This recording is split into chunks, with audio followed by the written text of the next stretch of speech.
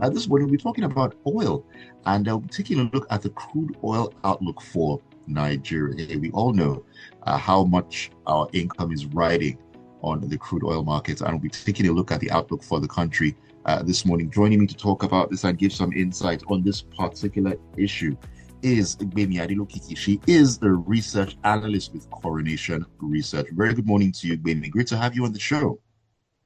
Good morning, Ayo. Thanks for having me. It is a pleasure. It is a pleasure. What better time to talk about this? Starting the week, looking at what is on the cards where it comes to the crude oil supply. I'm talking about the crude oil supply. I'm just jumping right into this one, straight off the bat. There's been a lot of talk of a supply glut in global oil prices. Where exactly is that glut coming from?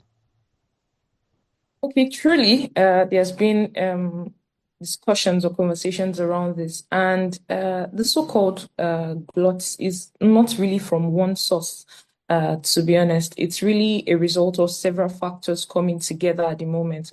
There is the supply side and there is the demand side. On the supply side, the oil production has been very strong since 2025 into 2026, especially from the US. We have US shale producers, that is the companies that extract oil using modern drilling techniques. They have remained very resilient. This has helped, it has been helped by better technology and improved efficiency. Brazil has also continued to, increase output. And at the same time, demand has not moved at the same pace. We have China, which is one of the world's biggest oil consumer is now using more of electric and hybrid vehicles. So Yeah. while parts of Europe at the same time is also reducing oil consumption. So in addition to this, there is the large amount of what we call shadow supply.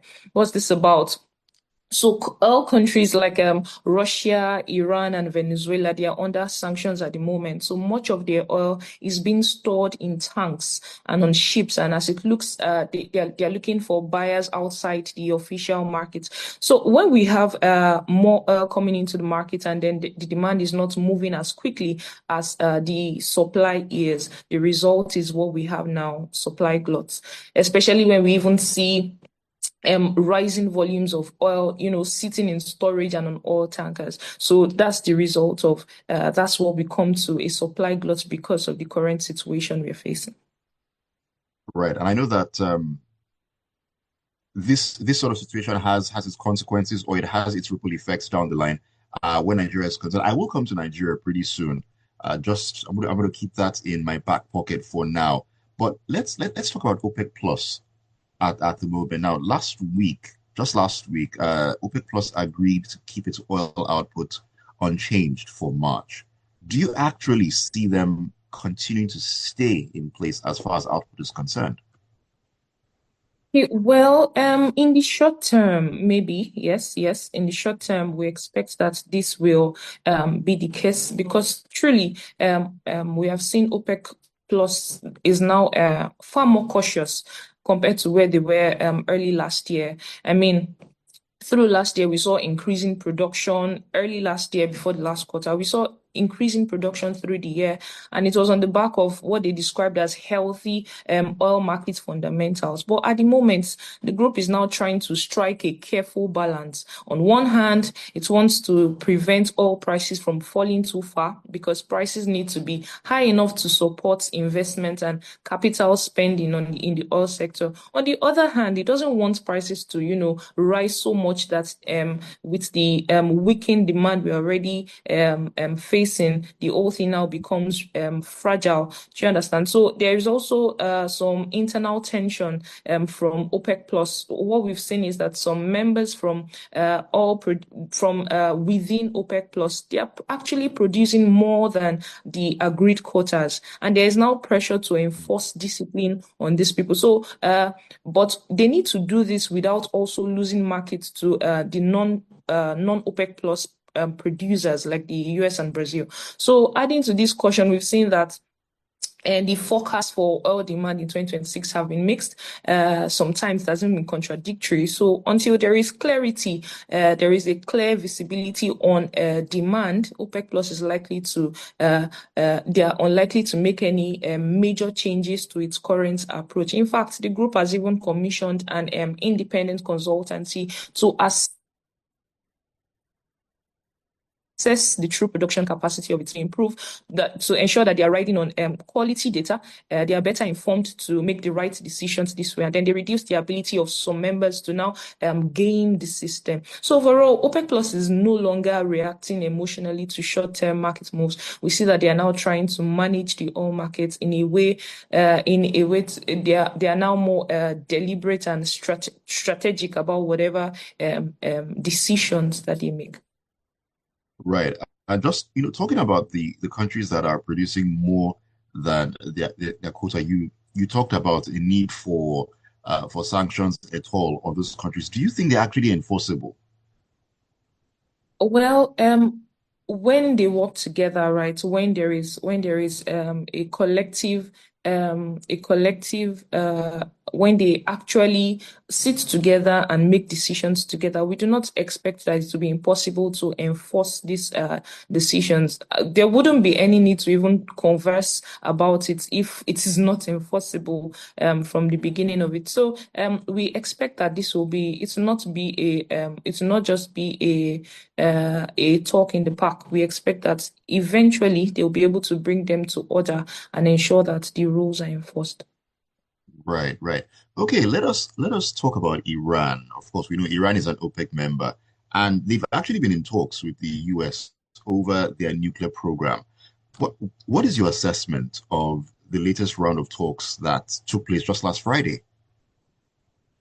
Okay, so truly, Iran and US are back at the negotiating table, and it is actually a positive development. But the truth is, we do not really see a major breakthrough that satisfies both sides in the near term. That said, we expect that as long as the tensions do not escalate into attacks or open conflicts, the situation remains relatively constructive.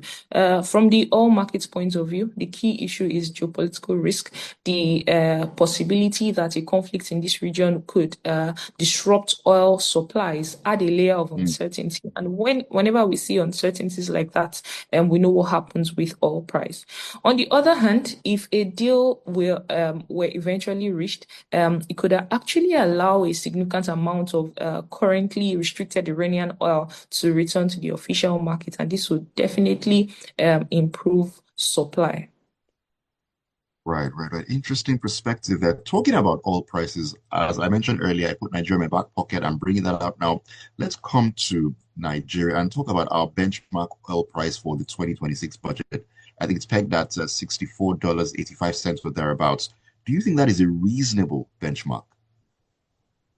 Oh, to be fair, compared to the previous $75 per barrel last year, we think that this is more realistic. We think that this is reasonable, to be honest. And but the truth about it is, when it comes to Nigeria, when it comes to the situation with Nigeria and our oil, what is actually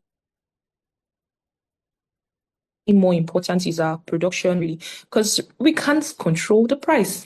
What we can do is work on our production levels. This We've had issues with this since like 2014, and until this is tackled, we do not see this oil production levels situation being resolved.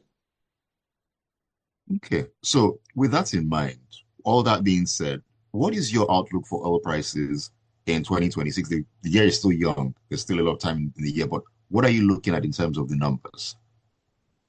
In terms of numbers, what we have seen so far in 2026, the figures have remained within the boundary of 60 and 69. It was only like 70 for 2 days. And so the market is likely to find support from this OPEC plus discipline that has started. But upside will be limited by global energy concerns and then the rising supply from outside the group, especially with the new barrels coming through agreements from the deal between US and Venezuela. But at the end of the year, we may begin to see the early conditions for a potential oil super cycle in 2027 and or 2028, really. It may also depend on how demand is going. Is there a recovery yet? While production growth from US shale and Brazil starts to slow, as we expect, many oil companies have not yet invested heavily enough to sustain strong output growth over the long term. And that could actually tighten supply further uh, through the remaining years. So specifically for 2026, the key thing to watch is actually prices. For prices will be the geopolitical tensions, particularly the one between Russia and Ukraine, as well as the relations between US, Israel, and Iran. So beyond geopolitics, demand growth and oil storage levels in China will also be very critical indicators for where prices are headed. Okay, so looking at all the geopolitical tensions that are going on, Russia, Ukraine, what's going on, Iran, US, and so on. So should we as Nigerians actually be praying for, that, should I say, in quotes, conflict to go on out there in the Middle East and whatnot, at least to boost the oil prices? Of course not. A big no.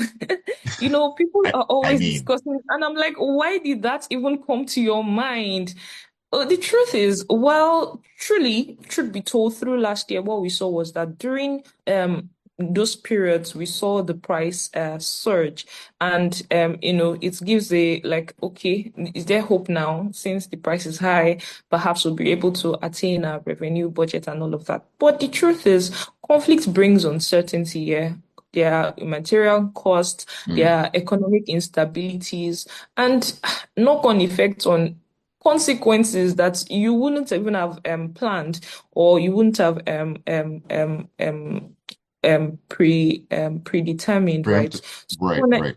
yeah. So for Nigeria, the real solution, as I said earlier, is actually fixing our domestic challenges when it comes to production losses, infrastructure, that's the oil and gas refining capacity, and all of those things we struggle with within, nothing globally, right? So you may have heard phrase along the lines of strong, sustainable economies are not built on the improvements. They're actually built on productivity improvements and not prayers that there's chaos somewhere else. Do you understand? So we do not want to rely on such things. We'd rather have the government work on, our production levels to be able to attain what we have set out. All right. Thank you, baby, for sharing those thoughts there. Let's wrap things up with this message from Tayo, who's in Nigeria. He says, with this new arrangement between Ebon Donald and New America, aka Venezuela, I hope he doesn't use it to threaten global oil market stability because we won't know his mind until he starts tweeting.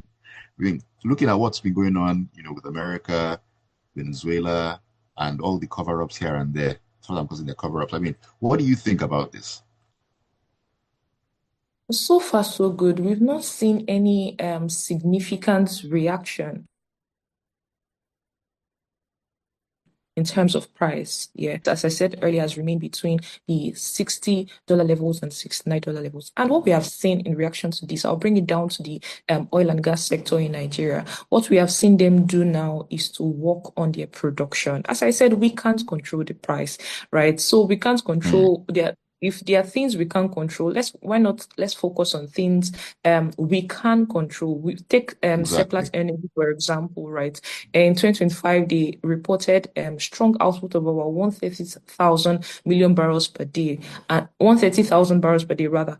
And they have also now said within now and 2030, we are going to increase our production levels to 200,000 barrels per day. This is about 50% growth target, right? So that's more, within. That's more, this is what we can control. That's more, let's work on ourselves. Let's work on our productivity, which we can control rather than things we can't control.